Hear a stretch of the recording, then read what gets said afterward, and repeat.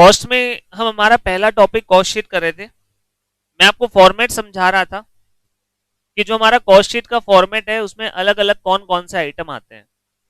हमने स्टार्टिंग किया था सबसे पहले आपका raw material consume.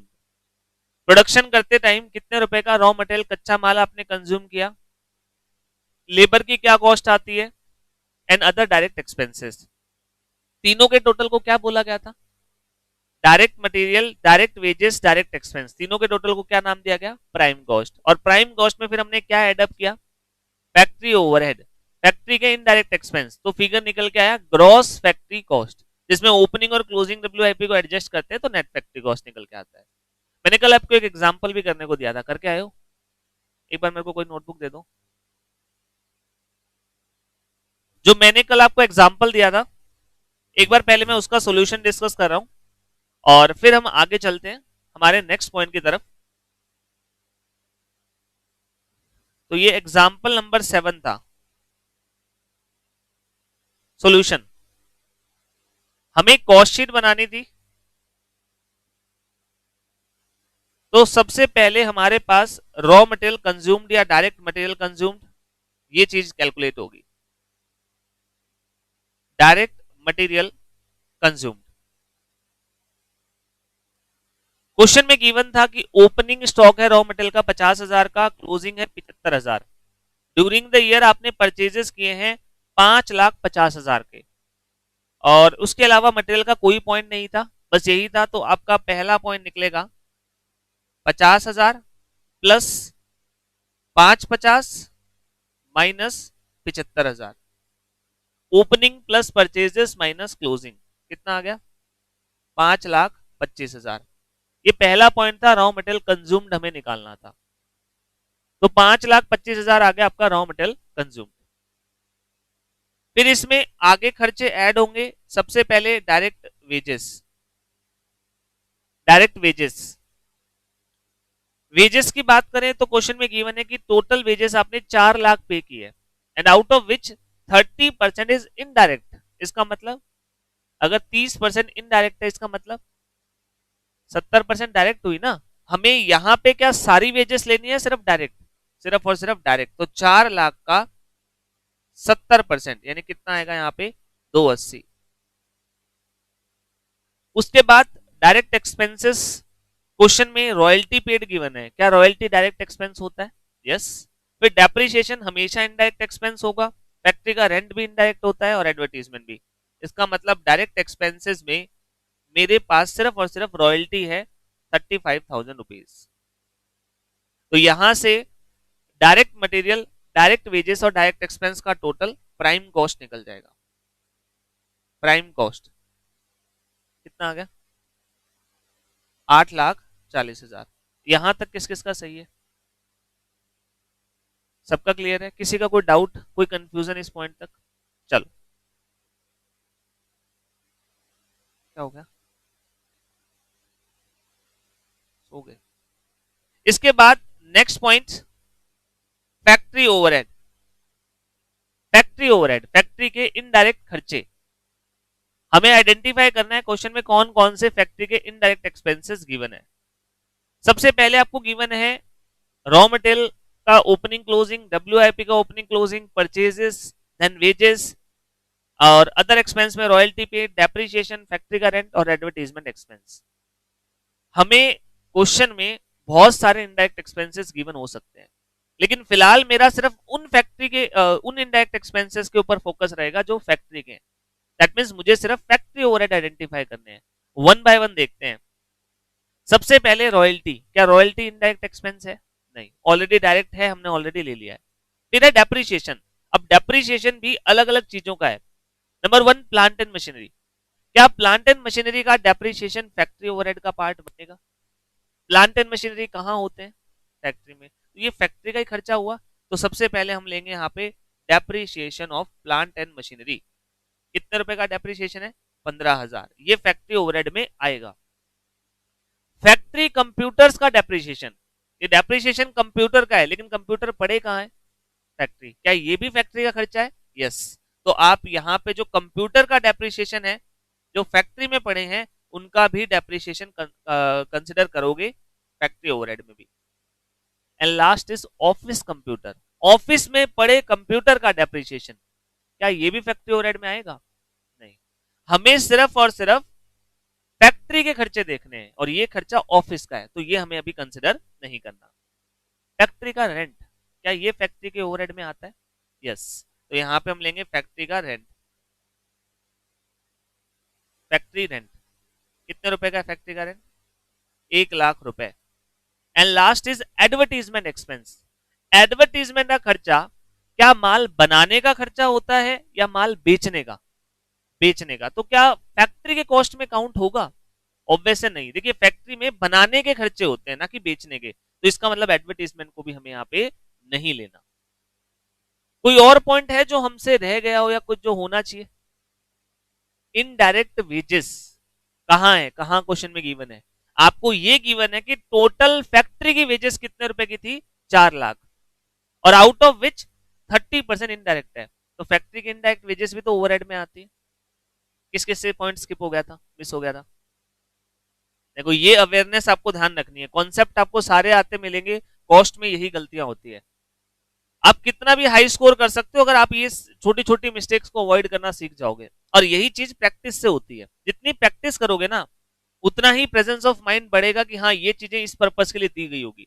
10 question practice करने के बाद अगला क्वेश्चन मैं इसी चीज का दूंगा ना, आपके माइंड में सबसे पहले क्लिक करेगा यार ये 70% तो डायरेक्ट है, 30% इनडायरेक्ट है, तो डायरेक्ट वाली ऊपर आएगी, 30% नीचे आएगी। ये पॉइंट, ये सारी चीजें आपको प्रैक्टिस के साथ आएगी। तो यहाँ पे इनडायरेक्ट वेजेस 30% यानी कितना? 1,20,000। तो यहां से अब आपका प्राइम कॉस्ट है और उसके अंदर फैक्ट्री ओवरहेड को भी ऐड कर दिया तो फिगर निकल आएगा ग्रॉस फैक्ट्री कॉस्ट। कितना आया? पूरा 11,00,000।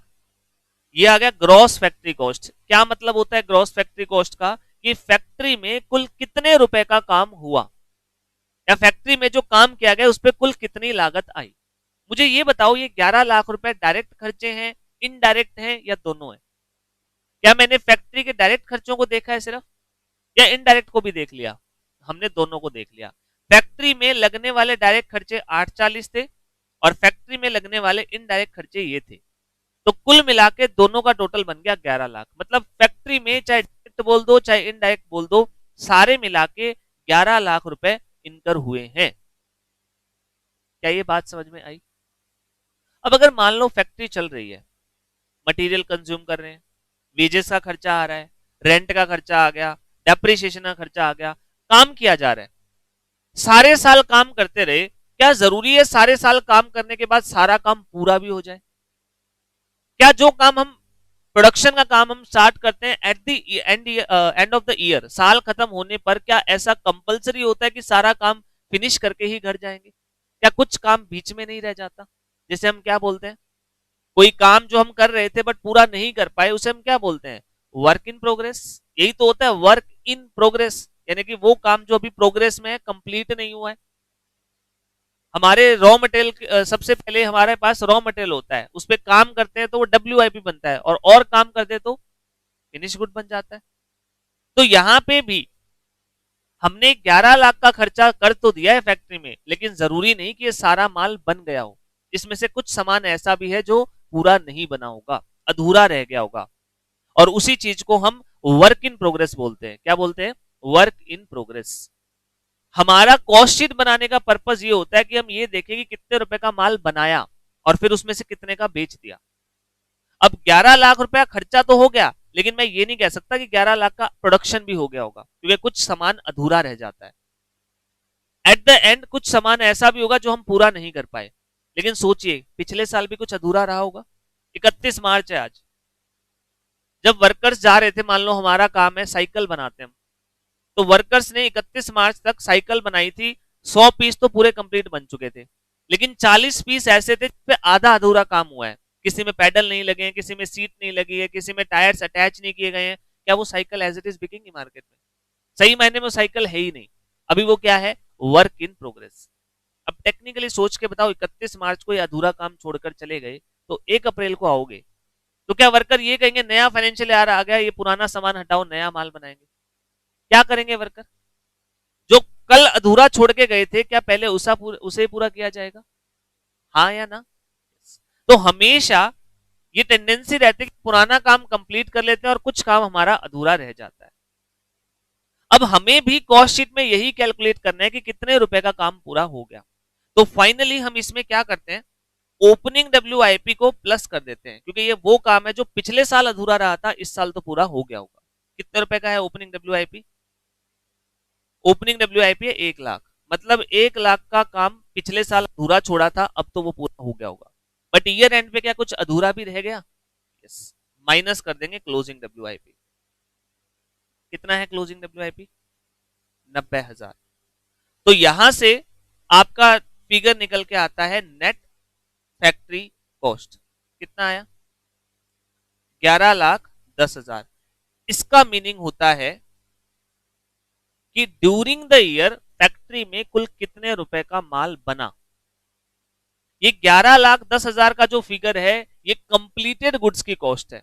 ये वो सामान है जो आपने पूरा बना दिया है, अब इसमें कोई अधूरा नहीं है। इन दोनों में मेन फर्क क्या है? ग्रॉस वर्क कॉस्ट या ग्रॉस फैक्ट्री कॉस्ट बताता है कि फैक्ट्री में कुल कितने रुपए का काम हुआ, लेकिन नेट फैक्ट्री कॉस्ट बताता है कि फैक्ट्री में कुल कितने रुपए का माल बना, कंप्लीट कितना हो गया, फिनिश कितना हो गया। तो ये फिनिश गुड्स की कॉस्ट है जो माल आपने फैक्ट्री में बनाया। This is net factory cost. अब यहां तक मैंने आपको करने को दिया था, किस किस का ये वाला फाइनल आंसर सही है? बस इतना का ही। मेरे ख्याल से मैक्सिमम की मिस्टेक यहां पे हुई होगी इनडायरेक्ट वेजेस की। यस और नो? चलो, तो इस टाइप से हमें हमारा फैक्ट्री में कुल कितने रुपए का माल बना वो फिगर निकालना होता है, जिसे हम नेट फैक्ट्री कॉस्ट कहते हैं। तो अभी तक हमने कॉस्ट शीट के कौन कौन से फैक्टर को डिस्कस कर लिया है, वन बाय वन रिपीट करते हैं। सबसे पहले डायरेक्ट मटेरियल, और उसमें फिर क्या ऐड किया? डायरेक्ट वेजेस, और फिर क्या ऐड किया? Direct expense.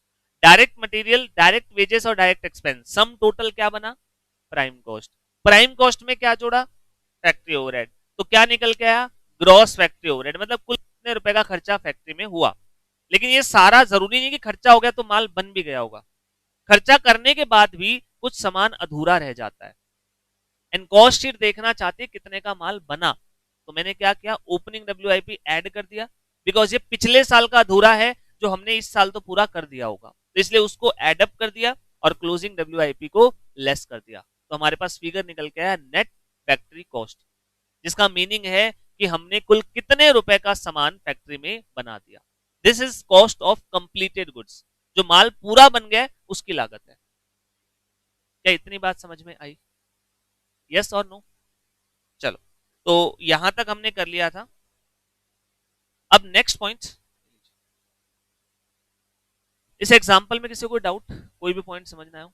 चलो फिर अगला पॉइंट लिखो। अभी हम फैक्ट्री ओवरहेड को डिस्कस कर रहे हैं। कल मैंने आपको बताया था कि फैक्ट्री ओवरहेड क्या होता है। फैक्ट्री ओवरहेड का मतलब है फैक्ट्री के इनडायरेक्ट खर्चे। जब आप प्रोडक्शन करते हो तो मटेरियल और लेबर के साथ साथ बहुत सारे इनडायरेक्ट एक्सपेंसेस भी लगते हैं, जिन्हें हमें अकाउंट फॉर करना होता है। अब सबसे बड़ी दिक्कत क्या आती है? देखो, मैंने आपको कल जो एक एग्जांपल दिया, मैंने आपको लिख के बता दिया कि क्या क्या फैक्ट्री के एक्सपेंस लगेंगे। इमेजिन कीजिए एक नया बिजनेस है, बिल्कुल नया बिजनेस है, आपने फर्स्ट टाइम एक फैक्ट्री लगाई है, आपने काम शुरू किया है, आपने जस्ट फैक्ट्री लगाई है। लेट्स से आप फैक्ट्री लगाई है, आप नोटबुक मैन्युफैक्चर करोगे और सेल करोगे। कॉपियां, किताबें, नोटबुक वगैरह आप जो है प्रिंट करके मैन्युफैक्चर करके बेचोगे। ये आपका नया बिजनेस है जो आपने सेटअप किया। फैक्ट्री लगा ली, मशीनें लगा ली, सारा कुछ आपने जो है वो सेटअप कर लिया। अब सबसे पहले आपने क्या किया? पता किया कि नोटबुक बनाने में क्या क्या खर्चा होगा। तो आपने 10, 15, 20 अलग अलग जगहों से पता किया। तो किसी ने बताया सर जब आप नोटबुक बनाओगे तो एक छोटी नोटबुक बनाने के लिए एक नोटबुक में मटेरियल लग जाएगा 8 रुपए का। नोटबुक में मटेरियल क्या होगा? पेजेस, यही होगा। पिन वगैरह यूज होगी, बाइंडिंग करने के लिए यूज करोगे या ग्लू का इस्तेमाल करोगे, वही चीजें होंगी। यस और नो? तो सबसे पहला खर्चा बोला सर मटेरियल लगेगा 8 रुपए। दूसरा, अकेले मटेरियल से तो बात नहीं बनेगी, क्या चाहिएगी? लेबर। तो आपने पूछा सर लेबर का क्या लगेगा, तो आपने एस्टिमेट लगवाया कि एक जो लेबर है वो 2 रुपए के अप्रोक्सीमेट खर्चे में एक नोटबुक तैयार कर देगी। तो लेबर की कॉस्ट कितनी आई? 2 रुपए। और सर हम जो ये नोटबुक बेचेंगे उसमें हम एक स्पेशल कंपनी का मार्का या उसका सिंबल इस्तेमाल करेंगे जिसके नाम की उनको रॉयल्टी देनी पड़ेगी 1 रुपए पर नोटबुक। क्या ये भी डायरेक्ट खर्चा है? यस। तो 1 रुपए का खर्चा वो हो गया रॉयल्टी। तो हमारा एस्टिमेट कहता है सर ये तो खर्चा आएगा ही आएगा। कितने रुपए का खर्चा आ गया? 11। तो बढ़िया है, 12 रुपए सेलिंग प्राइस डिसाइड करके बेच ले। क्या 12 रुपए सेलिंग प्राइस रखा जा सकता है? क्यों? आपने मटेरियल का खर्चा ले लिया, लेबर का खर्चा ले लिया, रॉयल्टी आ गया, हो तो क्या 11 रुपए में कॉस्ट। क्या हमने सिर्फ और सिर्फ डायरेक्ट खर्चे देखे अभी तक? फैक्ट्री के बाकी खर्चे कौन देखेगा? वर्कर बाहर सड़क पे बैठ के तो नहीं बना रहे ना, किसी प्रीमाइसेस में बैठे, उस प्रीमाइसेस का रेंट कौन भरेगा? जिन मशीनों का इस्तेमाल वर्कर करके कॉपियां बनाएंगे उनका डेप्रिसिएशन, जो फैक्ट्री में आप बैठे हो उसका बिजली पानी का खर्चा, सुपरवाइजर की सैलरी, ये खर्चे कौन निकालेगा? अभी तो हमने सिर्फ कौन से खर्चे देखे हैं? Direct expense. हमने कौन से खर्चे नहीं देखे हैं? Indirect expense. अब आप सोच रहे हो यार डायरेक्ट एक्सपेंस तो मैंने घूम फिर के पता लगा लिया इतना लगेगा, इनडायरेक्ट एक्सपेंस का किससे पूछे? किसी से जाके पूछा तो कह रहा है जी वो तो आपके ऊपर है, कितनी बड़ी फैक्ट्री लोगे उसके हिसाब से रेंट कम ज्यादा हो जाता है। मशीनों का डेप्रिसिएशन भी आपके ऊपर है जी, कैसी महंगी मशीन लाओगे या सस्ती मशीन लगा रहे हो आप। सुपरवाइजर भी आपके ऊपर है, एक रखोगे या दो रखोगे। तो इनडायरेक्ट खर्चे निकाल पाना बड़ा मुश्किल काम हो गया। मैंने क्या किया, मैंने कहा प्रोडक्शन शुरू कर दो, थोड़ी बहुत कॉपियां बनाई, कुछ कस्टमर आ गए माल लेने। ऑब्वियस है प्रोडक्शन करोगे तो कस्टमर माल लेने तो आएंगे। कितने में बेचे? 20 में। क्यों? इससे ज्यादा वो नहीं देगा। क्यों नहीं देगा? वो हमें क्या पता। कल ही मैंने एक बात बताई थी, कई इंडस्ट्री में इनडायरेक्ट एक्सपेंस ज्यादा हो जाते हैं। ये तो तुक्का मारने वाली बात हो गई कि सर 20 ले लेते हैं, इतने में तो कवर हो ही जाएगा। क्या बिजनेस में ऐसा पॉसिबल है? क्या एक्चुअल में सोच के देखिए प्रैक्टिकली, क्या ऐसा कर सकते हो आप? हो सकता है वही चीज कॉम्पिटिटर 18 में बेच रहा हो तो आपसे 20 में कौन लेगा? प्रॉब्लम समझ पा रहे हो? मैं सेलिंग प्राइस कितना रखूं? कोई तरीका? मार्केट प्राइस पे। देखो मार्केट प्राइस में एक दिक्कत है, वैसे तो देखो कंपटीशन के हिसाब से हमें मार्केट प्राइस को लेना पड़ता है, लेकिन एक तो पहली बात हो सकता है कि हम जो चीज मार्केट में देख रहे हैं वो सेम नहीं है हमारे प्रोडक्ट के। हो सकता है मेरा प्रोडक्ट थोड़ा सा बेटर है, तो जरूरी नहीं कि मैं मार्केट प्राइस पे बेचूं। और दूसरी बात, हो सकता है एक हमारा कॉम्पिटिटर है जो बहुत एक्सट्रीमली हाई लेवल पे काम कर रहा है, उसकी बहुत कॉस्ट सेविंग होती है, हमारा तो प्रोडक्ट ही महंगा पड़ता है, बेच कैसे दे उस प्राइस पे। तो कई बार मार्केट प्राइस भी हमारे लिए एक्सेप्टेबल नहीं होता। तो सोल्यूशन क्या निकाला जाए? क्या हम ऐसा कुछ कर सकते हैं कि सर कस्टमर को पहले ही बोल दें कि देखो अभी हमने आधी कॉस्ट निकाली है तो इसके हिसाब से हमारी जो कॉस्ट आ रही है सेलिंग प्राइस 15 दे दो, और फिर हम पूरे साल के खत्म होने पर फिर बाकी बची हुई कॉस्ट निकालेंगे, फिर 5-6 रुपए और दे देना। है पॉसिबल? अगर आपको कोई दुकानदार ऐसे कहे तो आप प्रोडक्ट लोगे कभी? मतलब ही नहीं। इसका मतलब क्या है कि सर डायरेक्ट एक्सपेंस तो आपने पता लगा लिए, इनडायरेक्ट एक्सपेंसेस कई सिचुएशन में पता नहीं चल पाते। जब आप नया नया काम शुरू करोगे तो आपको नहीं पता कि कितने इनडायरेक्ट एक्सपेंस हो जाएंगे, तो फिर हम पर यूनिट कॉस्ट कैसे निकालें, पर यूनिट सेलिंग प्राइस कैसे निकालें? तो वहां पे हम एस्टिमेशन का तरीका इस्तेमाल करते हैं। हम क्या करते हैं? एस्टिमेशन करते हैं। फॉर एग्जाम्पल मैंने क्या किया, मैंने, मेरा एक और फ्रेंड था उसकी भी सेम चीज की फैक्ट्री थी, मैंने उसकी फैक्ट्री में जाके देख लिया उसका ओवरहेड का खर्चा कितना होता है, और उसी के हिसाब से मैं मेरा भी एस्टिमेशन लगा रहा हूं। मैंने फ्रेंड की फैक्ट्री को नहीं देखा, मैंने मेरे जो सबसे बड़ा कॉम्पिटिटर है उसकी उसके खर्चों को देख लिया, उसकी कॉस्ट को समझ लिया कि उसका कितना खर्चा आ जाता है, तो मैंने उस हिसाब से अपना भी खर्चा एस्टिमेट कर लिया। इसका मतलब कई बार ऐसा होगा कि आपको फैक्ट्री ओवरहेड का एक्चुअल अमाउंट पता नहीं होगा, क्योंकि हम साल के शुरुआत में जब नया नया काम किया है तब हम उसे निकालना चाहते हैं। ऐसे केसेस में हमें क्या करना पड़ता है? एस्टिमेशन लगाना पड़ता है कि कितना खर्चा होगा। आज मैंने एस्टिमेट लगा लिया कि पर यूनिट का 3-4 रुपए का एवरेज आएगा। मुझे एक बात बताओ, क्या जरूरी है फ्यूचर में उतना ही एग्जैक्टली भी आए? आज मैंने एस्टिमेट लगाया 3 आएगा, क्या एक साल बाद जब चेक करूंगा जरूरी है 3 ही खर्चा आया मिलेगा? कम ज्यादा भी हो सकता है। बट यहां पे हमारे पास कोई और सोल्यूशन भी नहीं है, हमें सिर्फ एक एस्टिमेट लगाना पड़ेगा, हमें क्या लगता है क्या खर्चा होगा। और उसी की बेसिस पे फिर आपको अपनी पर यूनिट कॉस्ट निकालनी पड़ती है। क्या ये बात समझ में आई? यस और नो? चलो थोड़ा सा लिखो पहले इसके बारे में। मेनी टाइम्स, ये फैक्ट्री ओवरहेड वाला ही पॉइंट करवा रहा हूं मैं, जो नोट नंबर कौन सा था हमारा, फोर्थ, फोर्थ उसी में कर रहे हैं। Many times actual amount of factory overhead are not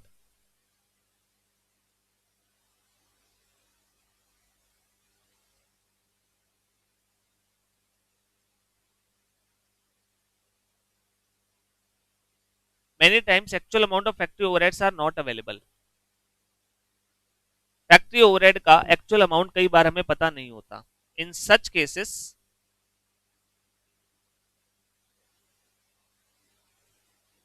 we have to estimate the amount of factory overhead. In such cases we have to estimate the amount of factory overhead.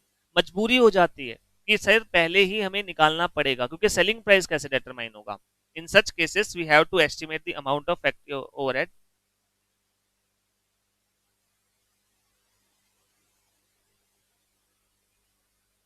आगे लिखो example, example number 8।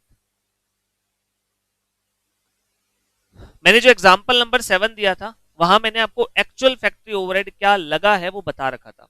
आपने rent पे इतना खर्चा किया, depreciation पे इतना खर्चा किया, वो सारी चीजें आपको रेडीली अवेलेबल थी।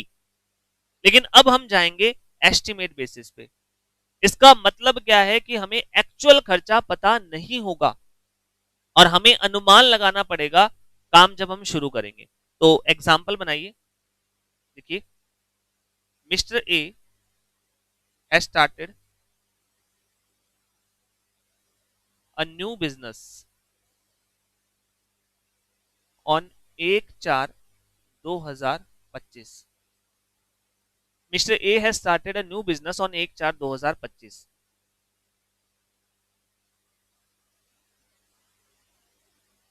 He wants to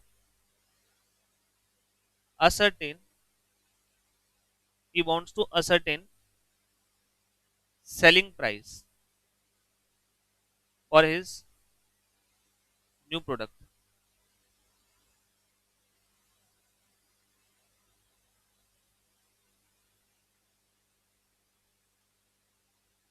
Following data is available.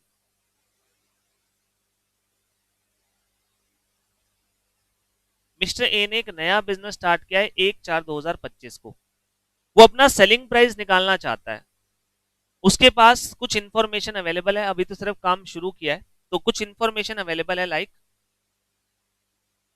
Raw material cost ₹15 per unit. हमारा मटेरियल का खर्चा आएगा ₹15 per unit.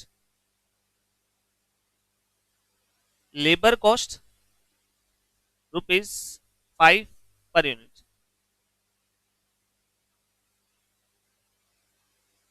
Direct expenses ₹3 per unit. Direct material, direct labour और डायरेक्ट एक्सपेंस, ये खर्चे उसे मार्केट से इजीली पता चल गए कि एक यूनिट को बनाने में कितना कितना कंजम्पशन होगा, बिकॉज ये सारे खर्चे डायरेक्ट नेचर के होते हैं। तो इनको पर यूनिट निकाल पाना, एस्टिमेट कर पाना आसान होता है। लेकिन फैक्ट्री ओवरहेड इनडायरेक्ट खर्चे होते हैं, इसलिए उनको निकाल पाना थोड़ा सा मुश्किल काम है। Further he has estimated that following factory expenses will be incurred। अब ये खर्चे तो इसने देख लिए मार्केट में घूम घूम के कि पर यूनिट पे 15 का मटेरियल लगेगा, 5 की लेबर लगेगी, 3 के डायरेक्ट एक्सपेंस। लेकिन जब बात आई फैक्ट्री के इनडायरेक्ट खर्चों की तो उसने खुद का ही एस्टिमेट लगाया, अनुमान लगाना पड़ा। क्या अनुमान लगाया? Factory rent. ये सारे फिगर एस्टिमेटेड है। फैक्ट्री रेंट इसका अनुमान कहता है कि 50,000 रुपए लग जाएंगे। सुपरवाइजर सैलरी, एक सुपरवाइजर भी रखना पड़ेगा, तो ये सोच रहा है कि यार उसके भी कम से कम 75,000 रुपए तो देने पड़ेंगे।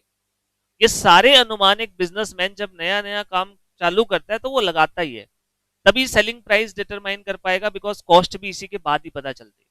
तो उसने अनुमान लगाया सर 50,000 रुपए तो फैक्ट्री का रेंट लगेगा, 75,000 सुपरवाइजर की सैलरी के लग जाएंगे,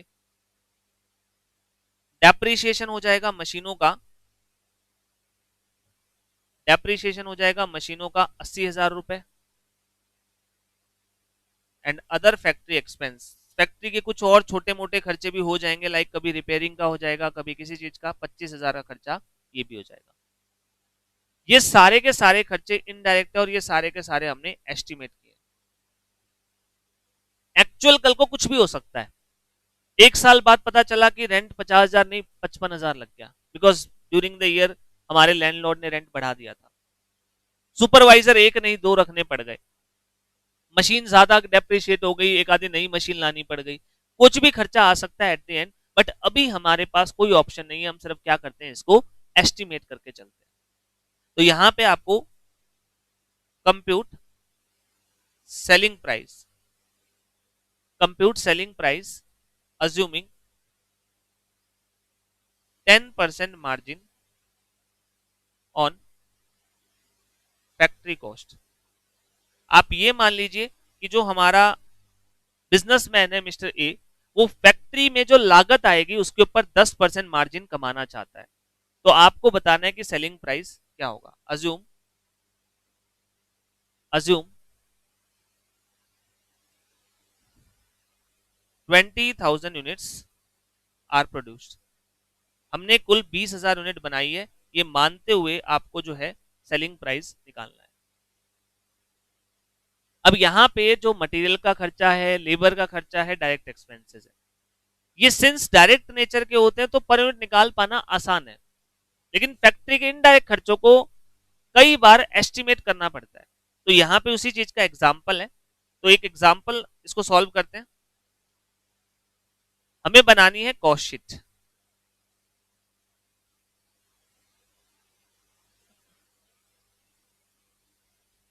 बताइए स्टार्टिंग पॉइंट क्या होगा। सबसे पहले पहला पॉइंट क्या आता है कॉस्ट शीट का, बताइए।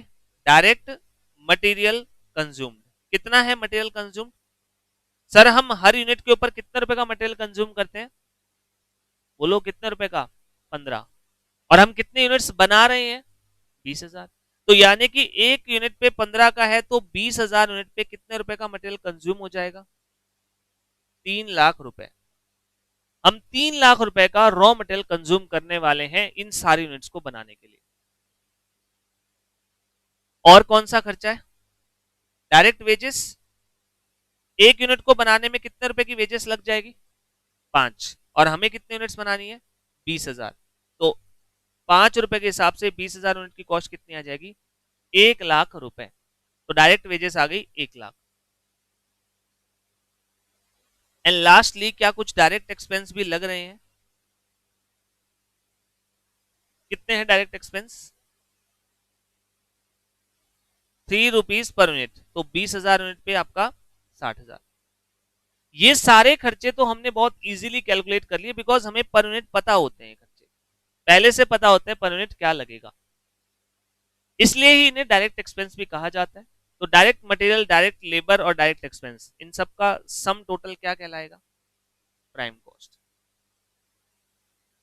प्राइम कॉस्ट कितना रुपए हो गया, 4,60,000। पहला पॉइंट हमें पता चल गया, हमारी प्राइम कॉस्ट 460 आने वाली है। लेकिन यही तो मेरी कॉस्ट नहीं होती, ये तो सिर्फ कौन से खर्चे लिए गए, डायरेक्ट। क्या और लेना रह गया, इनडायरेक्ट, और वो हमें एक्चुअल पता नहीं है। तो बिजनेसमैन क्या करता है, यहां पे एस्टिमेटेड फैक्ट्री ओवरहेड्स को काउंट कर लेता है साथ में, एस्टिमेटेड फैक्ट्री ओवरहेड को काउंट कर लेता है। अब एस्टिमेटेड फैक्ट्री ओवरहेड में क्या क्या है बताना जरा। फैक्ट्री का रेंट कितने रुपए का, 50,000 रुपए का। और सुपरवाइजर की सैलरी ये है आपकी 75,000 रुपए की। डेप्रीशिएशन का भी खर्चा है, कितना है, 80,000। और अदर फैक्ट्री एक्सपेंस भी 25,000। तो ये सारे के सारे खर्चे हमने एस्टिमेटेड बेसिस पे ही चार्ज कर दिए, ये सारे के सारे एस्टिमेटेड बेसिस पे ही हमने चार्ज कर दिए। तो यहां से आपकी ग्रॉस फैक्ट्री कॉस्ट का अमाउंट निकल आएगा कि फैक्ट्री में कुल कितने रुपए की लागत लगाई गई है, कुल कितने रुपए का खर्चा किया गया है। टोटल कर लो, सारा जोड़ दो, 460 प्राइम कॉस्ट भी कितना बना, 6,90,000। This is gross factory cost. Factory में हमने कुल कितने रुपए का खर्चा किया। अब सिंस मैंने आपको WIP के बारे में कुछ नहीं बताया, तो आप इसे ग्रॉस फैक्ट्री कॉस्ट बोल लो, या नेट फैक्ट्री कॉस्ट भी बोल सकते हो, या सिंपली फैक्ट्री कॉस्ट भी बोल सकते हो, क्योंकि क्वेश्चन में WIP है ही नहीं, तो एक ही बात है। ये खर्चा 690 एक्चुअल है या एस्टिमेटेड है, मुझे सोच के बताओ। ये कैलकुलेशन कब की जा रही है, साल के शुरुआत में या साल के एंड में? शुरुआत में, बिकॉज आपको सेलिंग प्राइस निकालना है अभी, तभी तो कस्टमर को माल बेच पाओगे। तो मेरा एस्टिमेट कहता है कुल कितने रुपए का खर्चा हो जाएगा, 690। और कितनी यूनिट्स बनेगी इस कॉस्ट में, यूनिट्स प्रोड्यूस्ड कितनी बन जाएगी, 20,000। तो क्या मुझे कॉस्ट पर यूनिट बता सकते हो? कॉस्ट पर यूनिट क्या पड़ेगी हमारी, ₹34.5। This is my cost per unit. एक यूनिट की लागत आ जाएगी 34.5। एक बिजनेसमैन भी ऐसे ही एस्टिमेशन लगाता है। वो सबसे पहले ये देखता है कि ये देखो इस प्रोडक्ट को बनाने में कितने रुपए का रॉ मटेरियल, कितने की डायरेक्ट एक्सपेंस और वेजेस लगेंगे, और बाकी खर्चों का एस्टिमेट लगा लो, फैक्ट्री के कुल टोटल खर्चे कितने हो जाएंगे। उन सबको एडअप करके वो एक एस्टिमेटेड कॉस्ट का अमाउंट निकालता है, और फिर उसमें क्या एडअप करेगा, अपना मार्जिन। इस एग्जाम्पल में हमें कितना मार्जिन अर्न करने के लिए बोला गया, 10% ऑन कॉस्ट। तो इसका मतलब सीधा 34.5 में 10% ऐड कर दो, और मार्जिन 3.45। तो यहां पे आपका सेलिंग प्राइस आ जाएगा 37.95।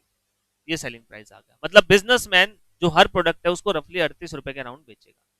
एक्चुअल में कंपनीज अपना जब नया नया काम शुरू करती है तो ऐसे ही अपना सेलिंग प्राइस डिसाइड करती है।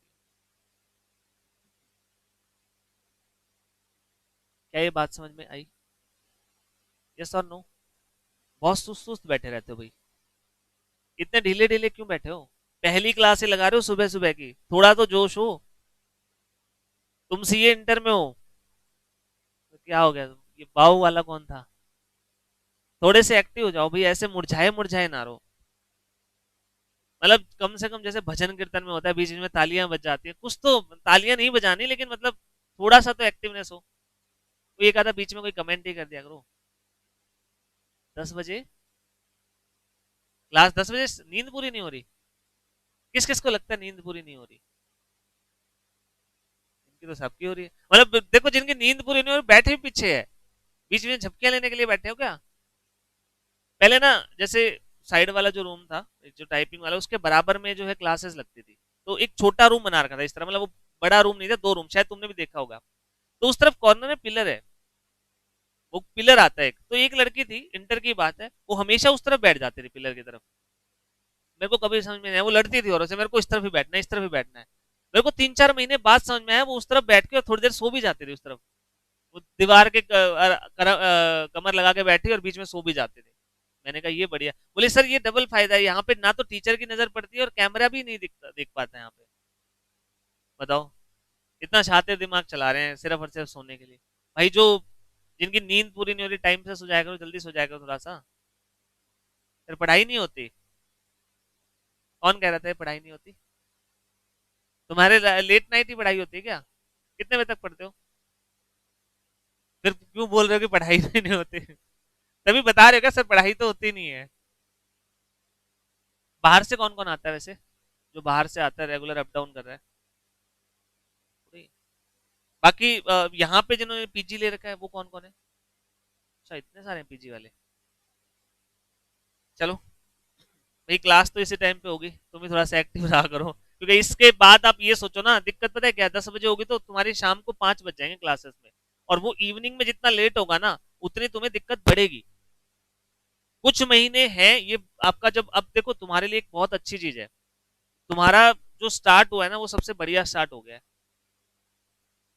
एक्चुअल में तुम्हारी क्लासेस का एकदम बढ़िया टाइमिंग बिल्कुल स्टार्ट से स्टार्ट हो गया, और बिल्कुल सही परफेक्ट कॉम्बिनेशन बना है थ्योरी और प्रैक्टिकल का। मतलब मैं मानता हूँ सबसे आइडियल स्टार्ट हुई है।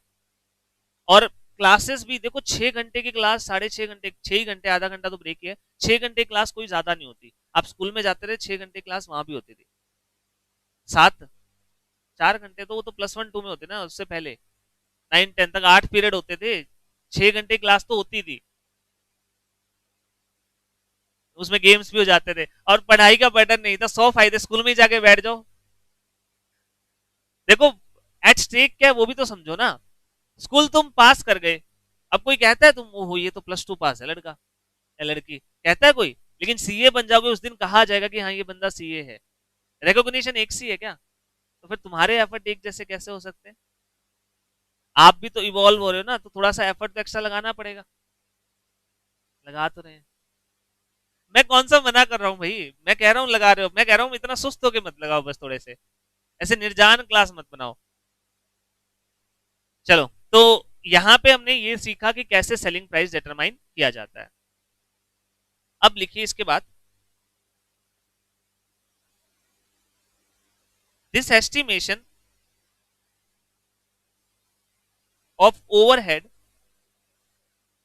This estimation of factory overhead is sometime, this estimation of factory overhead is sometime done on the basis, on the total basis.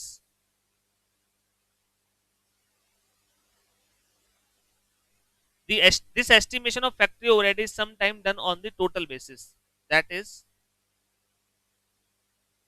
without estimating individual items.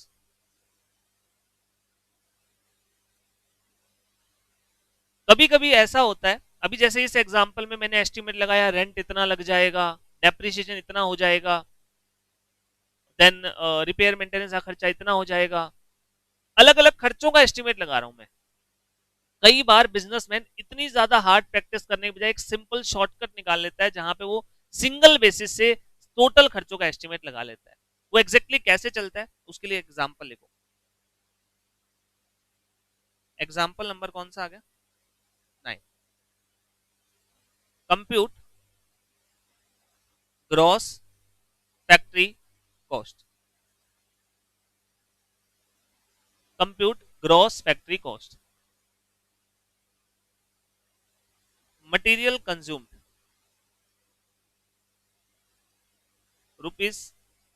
₹6 lakh. Wages ₹2 lakh. And direct expenses ₹1 lakh. Material consumed 6 lakh, wages 2 lakh, ये direct wages है, और direct expense है 1 lakh. Case 1, it is estimated that factory overhead will be, it is estimated that factory overhead will be 60% of direct wages। कई बार businessman क्या करता है, individual item को calculate करने के बजाय कोई लमसम टेक्निक निकाल लेता है। वो शायद उसके पास्ट एक्सपीरियंस पे बेस्ड होती है, या उसने जो इंडस्ट्री को स्टडी किया उसके ऊपर, एनालिसिस के ऊपर बेस्ड होती है। जैसे कि यहाँ पे केस नंबर 1 है, इस केस नंबर 1 में मुझे पता है रॉ मटेरियल लग जाएगा 6 लाख का, वेजेस लग जाएगी 2 लाख की, और डायरेक्ट एक्सपेंस लग जाएगा 1 लाख का। इसका मतलब प्राइम कॉस्ट कितनी आएगी? 9 लाख। लेकिन फैक्ट्री ओवरहेड जब खर्चों के बारे में पूछा गया, तो बिजनेसमैन ने कहा सर मैंने देखा है, मैक्सिमम कंपनीज में क्या होता है, उनकी जितने भी वेजेस का खर्चा होता है ना, उसका 60% रफली फैक्ट्री ओवरहेड लगता है।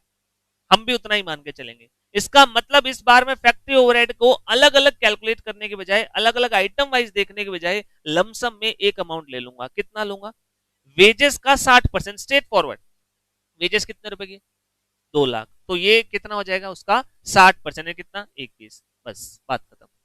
मतलब मैंने हर आइटम को अलग अलग कैलकुलेट नहीं किया, मैंने सीधा सीधा मेरे पास्ट एक्सपीरियंस के बेसिस पे एक एस्टिमेशन लगा लिया। सर मैंने 10 सालों से स्टडी किया है, हर बार यही होता है। वेजेस और फैक्ट्री ओवरहेड का मैंने रिलेशन निकाला, तो लगभग लगभग कभी 61%, कभी 59%, कभी 60%, कभी 58%, कभी 62%, ऑन एवरेज 60% रहता ही है। आप रफली मान के चल सकते हो कि जितनी वेजेस लगेगी 60% का खर्चा ऊपर का और जोड़ लो, that will be my factory overhead. समझ में आई बात? तो यहां पे सोल्यूशन कीजिए, कॉस्ट शीट बनाएंगे। तो सबसे पहले रॉ मटेरियल कंज्यूम, कितने रुपए का रॉ मटेरियल कंज्यूम हुआ है? 6 लाख का, plus direct wages 2 lakh, and plus direct expenses 1 lakh. तो 6 लाख का मटेरियल, 2 लाख की वेजेस और 1 लाख के डायरेक्ट एक्सपेंस, ये फिगर आपका निकल जाएगा प्राइम कॉस्ट। प्राइम कॉस्ट आ गई 9 लाख रुपए, हमारी प्राइम कॉस्ट आ गई 9 लाख रुपए। और फिर फैक्ट्री ओवरहेड को हम ऐड करेंगे। फैक्ट्री ओवरहेड कितने लिए जाएंगे? 60% ऑफ वेजेस, वेजेस कितनी है? 2 लाख, तो 2 लाख का 60%, 1,20,000। तो यहां से मेरी ग्रॉस फैक्ट्री कॉस्ट की फिगर निकल आएगी।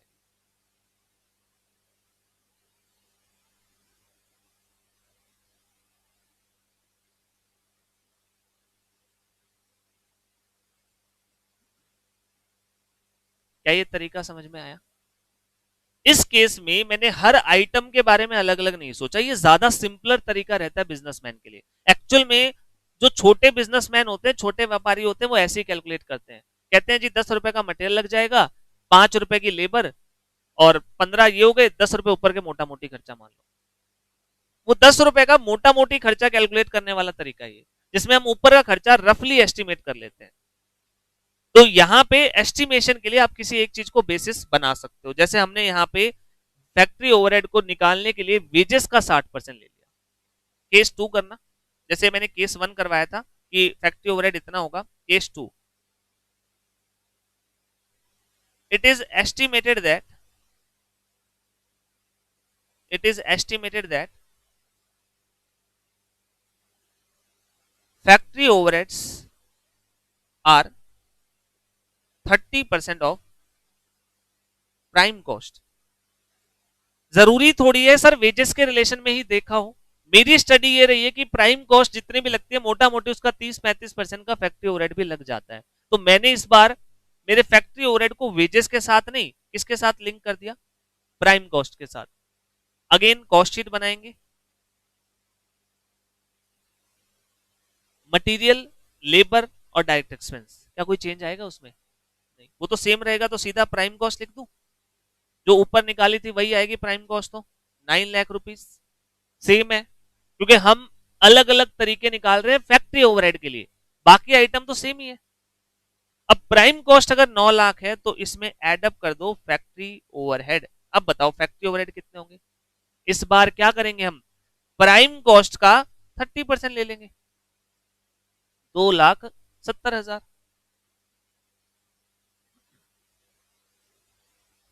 तो 9 लाख रुपए की प्राइम कॉस्ट है, 270 के फैक्ट्री ओवरहेड है। तो यहां से मेरी ग्रॉस फैक्ट्री कॉस्ट आ जाएगी, ग्रॉस फैक्ट्री कॉस्ट 11,70,000। समझ में आई बात? ये होता है एस्टिमेशन बेसिस, जिसमें हम फैक्ट्री ओवरहेड को एस्टिमेट बेसिस पे कैलकुलेट करते हैं। एग्जाम में क्वेश्चन दोनों टाइप के आते हैं। कल मैंने एग्जांपल दिया था जहां एक्चुअल फिगर आपको गिवन थे, आज मैंने आपको केसेस करवाए हैं जहां पे हम एस्टिमेशन कर रहे हैं। केस 3,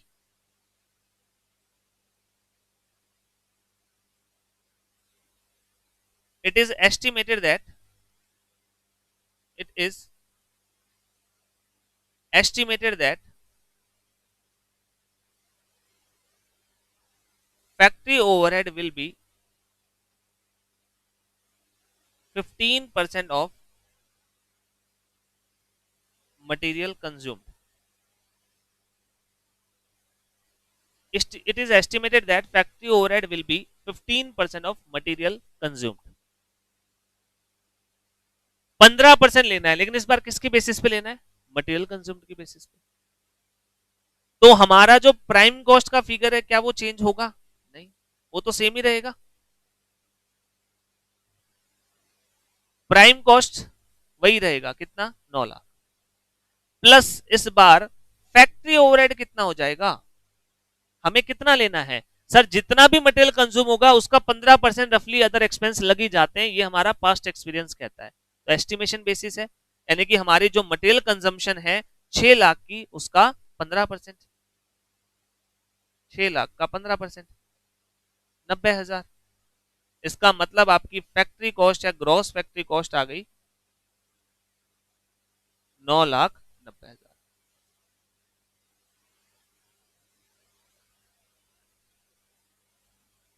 बात समझ में आई? फोर्थ केस,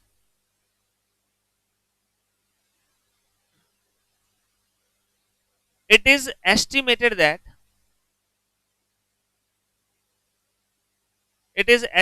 that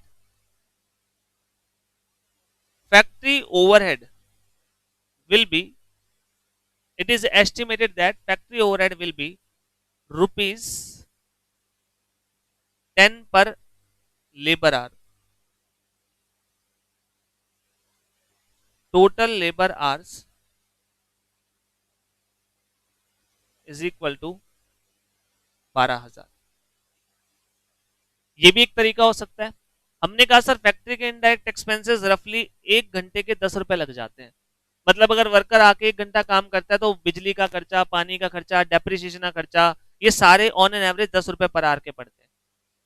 और जो हम माल बनाएंगे उसमें कुल कितने घंटे काम होगा? 12,000। अगर 1 घंटे के 10 रुपए हैं तो 12,000 के कितने हो जाएंगे? 120। समझ गए? तो ये भी एक एस्टिमेशन का बेसिस है। लिखो,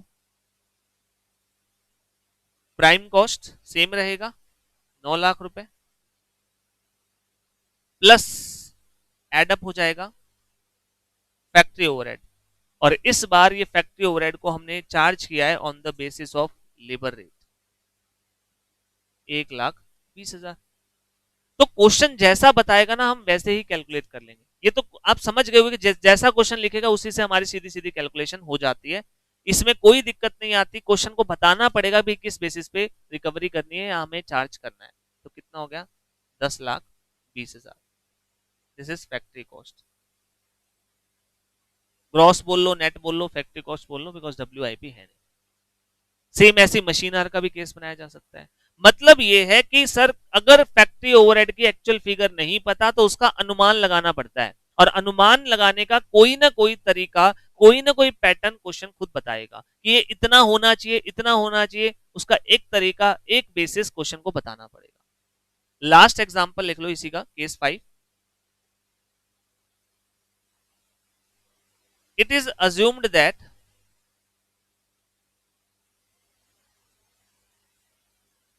factory overheads are 30% of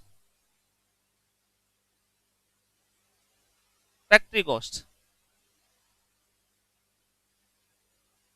It is assumed that factory overheads are 30% of factory cost. अब निकालो सारे।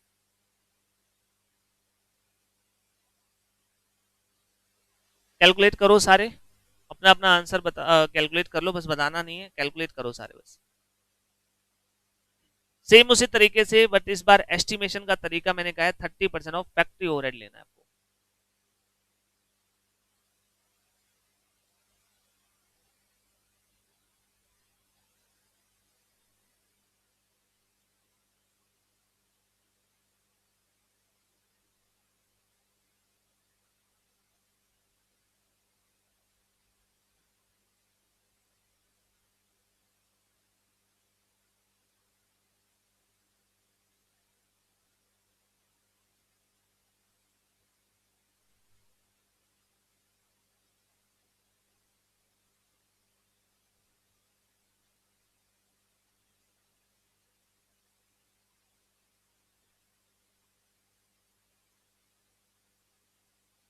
आपने आंसर बताने को बोला ही नहीं था। मैं कह रहा हूं अपने पास रखो आंसर अपना।